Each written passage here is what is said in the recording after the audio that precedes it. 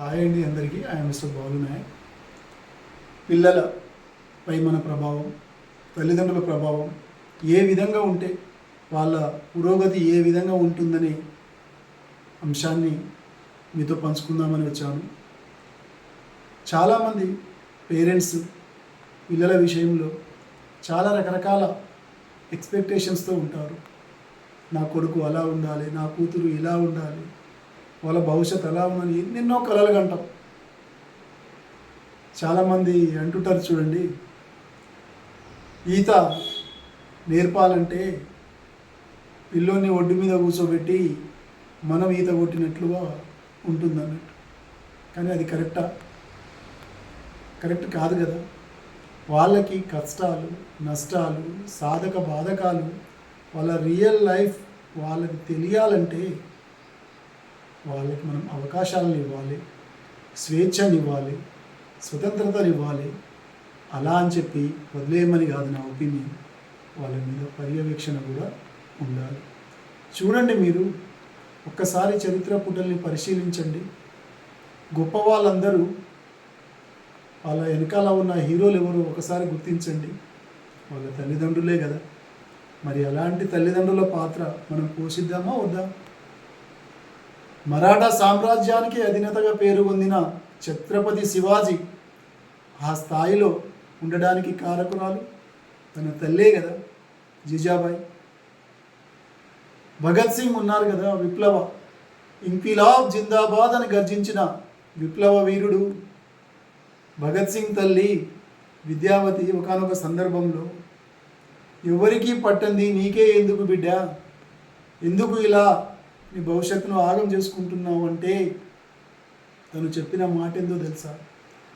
అమ్మా, నేను నీ కొడుకుగా నా మీద వాత్సల్యం చూపిస్తున్నావు కాబట్టి అలా నువ్వు ఆలోచిస్తున్నావేమో, కానీ ఇక్కడ హింసకు, దాడులకు గురవుతున్న ప్రతి మహిళలో నా తల్లి కనిపిస్తుంది కాబట్టి, నా రక్తం ఉడుకుతుంది కాబట్టి నేను పోరాటానికి సిద్ధమవుతున్నా అని అంటాడన్నమాట.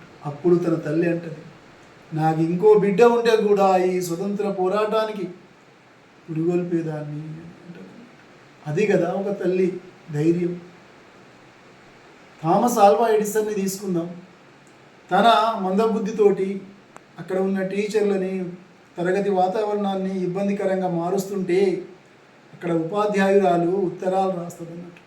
అమ్మా, మీ పిల్లోడితో మేము ఏగలేము, భరించలేము, పాఠశాల నుండి తీసుకెళ్ళండి అని.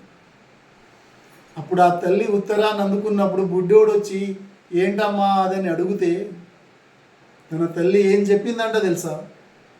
నువ్వు తరగతిలో అందరికంటే గొప్పోడి వంట బిడ్డ, నువ్వు బాగా చదువుతావంట, నువ్వు క్లెవర్ అంట, నువ్వు పాఠశాలలో అందరినీ దాటిపోతున్నావంట, అందుకనే నిన్ను నీ గురించి ఇంత గొప్పగా మీ టీచర్లు రాశారు అని చెప్పి తన పిల్లోళ్ళు ఆత్మస్థైర్యాన్ని నింపుతుంది.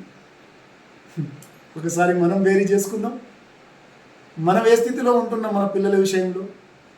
అలా గొప్ప మాటలతో, తన మాతృత్వంతో విద్యా బుద్ధులు నేర్పి ఈనాడు ప్రపంచానికి వెలుగును నింపే విద్యుత్ బల్బును కనిపెట్టిన సైంటిస్ట్గా తీర్చిదిద్దబడ్డాడంటే దానికి కారకురాలు తల్లే కదా.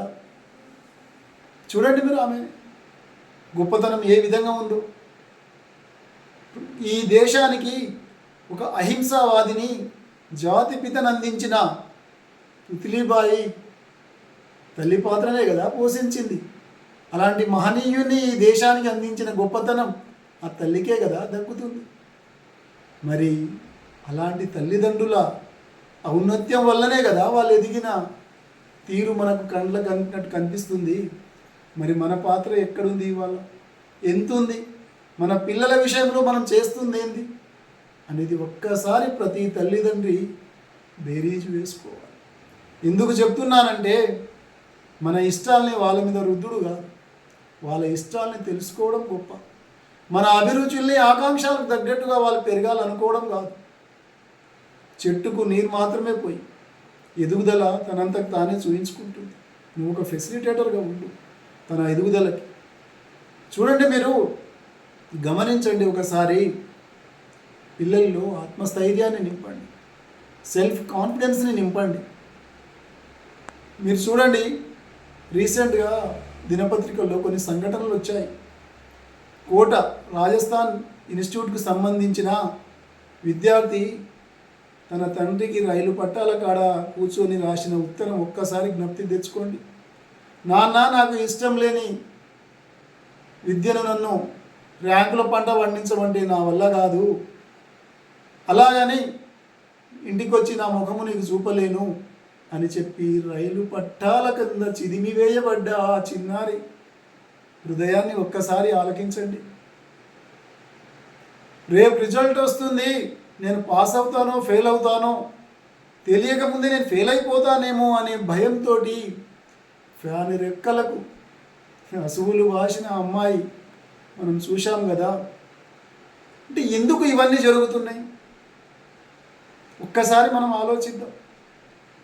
ఒక్కసారి చరిత్రలో ఇదివరకు చెప్పుకున్న మహనీయులందరూ ఒక్క రోజులో ఎదిగిన వాళ్ళ, ఒక్క సక్సెస్ తోటి ఎదిగిన వాళ్ళ. ఆర్కిమెడిస్ 5వ తరగతిలోనే ఫెయిల్ అయ్యాడు కదా, అయినా మహనీయుడు గొప్ప సైంటిస్ట్ కాలేడా? ఇలా ఎవరి చరిత్రను చూసినా ఒక్క రోజులో ఎదిగిన దాఖలాలు ఎక్కడా లేవే. మరి మనమెందుకు మన పిల్లల్ని ఒత్తిడికి గురి చేస్తున్నాం? ఈ ఒత్తిడే కదా వాళ్ళకు ప్రాణాంతకంగా మారి అసూలు వాస్తున్నారు. 1000 ఎకరాలు ఉంటే గొప్పనా? కోట్లు ధనం ఐశ్వర్యాలు ఉంటే గొప్పవాళ్ళమా? మరి గొప్పదనం ఎక్కడ ఉంటుంది? నీ పేరును, నీ వారసత్వాన్ని చిరస్థాయిగా కాపాడే పిల్లలే కదా మన నిజమైన ఆస్తి. మరి అలాంటి ఆస్తిని మనం ఏదో భూమి డాక్యుమెంట్లు కావు కదా బీరువాలో వేసుకొని తాళం వేసుకోవడానికి. ఆ చిన్నారులనే కదా మనం చిరునవ్వుతో పలకరిస్తూ వాళ్ళ కష్టాల్ని, నష్టాల్ని, సాధక బాధకాల్ని మనం పంచుకుంటే, ఒక స్నేహితుడా పంచుకుంటే వాళ్ళు ఈ ప్రపంచంలో సజీవంగా చిరకాలం బతకగలుగుతారు కదా. వాళ్ళని చిదిమేసే అధికారం మనకుందా? ఒకసారి ఆలోచిద్దాం. దయచేసి వాళ్ళ అభిరుచుల్ని గౌరవిద్దాం, వాళ్ళ వైఖరుల్ని, వాళ్ళ ఆలోచనల్ని ప్రశంసిద్దాం, వాళ్ళ వ్యక్తిత్వాల్ని గౌరవిద్దాం. కాబట్టి నా ఆలోచన ఏంటంటే, నేను చెప్పదలుచుకుంది ఏంటంటే, ఈ క్లిష్ట పరిస్థితుల్లో, ఈ సందిగ్ధంలో వాళ్లకు మంచి ఆధారాన్ని ఇద్దాం, భరోసాని ఇద్దాం. ఒక ఫ్రెండుగా, ఒక స్నేహితుడిగా ఉందాం. మనమే కదా వాళ్ళని అండదండ అందించాల్సింది. మనమే వాళ్ళ జీవితాలని చిదిమేస్తే వాళ్ళ దిక్కేవారు? వాళ్ళు ఎవరితో పంచుకుంటారు వాళ్ళ బాధల్ని, వాళ్ళ ఆనందాలని, సుఖదుఖాలని పంచుకోవడానికి తల్లిదండ్రులే కదా ముఖ్యమైన ఆధారం. అలాంటి తల్లిదండ్రులు ఉన్నప్పుడే కదా ఆ కుటుంబం నుంచి మహనీయులు పుట్టుకొస్తారు, గొప్పవాళ్ళు పుట్టుకొస్తారు. ఎప్పుడైతే మనం వాళ్ళ ఆత్మస్థైర్యాన్ని దెబ్బతీస్తామో, సమాజంలో వాళ్ళు ఇన్ఫీరియర్గా గురై మేమేమీ చేయలేమేమో, మా నాన్న ప్రతిరోజు తిడుతుంటాడు, మా మమ్మీ ప్రతిరోజు కసిరిస్తుంటుంది, నా బతుకు అంతేనేమో అనే ఒక ఇన్ఫీరియర్గా ఫీల్ అయ్యి వాళ్ళకి చేయాలనే ఉన్న ఉత్సుకత కూడా మనం చిదిమేసిన వాళ్ళం అవుతున్నాం కదా. కొన్ని సంఘటనలు మనం చూసినట్లయితే మనకి ఇది బోధపడుతుంది కదా. మరి ఇది ఎంతవరకు సమంజసమో ప్రతి తల్లిదండ్రులమైన మనం ఆలోచన చేయాల్సిన బాధ్యత మన మీద ఉంది. చూడండి, మీరు బయట సమాజంలో చిన్న పిల్లలు బైకులు నడుపుతున్నారు, డ్రగ్స్కి అలవాటు పడుతున్నారు, చెడు వ్యసనాలతోటి సమాజంలో అల్లారు ముద్దుగా పెరగాల్సిన పిల్లలు అల్లరి చిల్లరగా బతికేస్తున్నారు.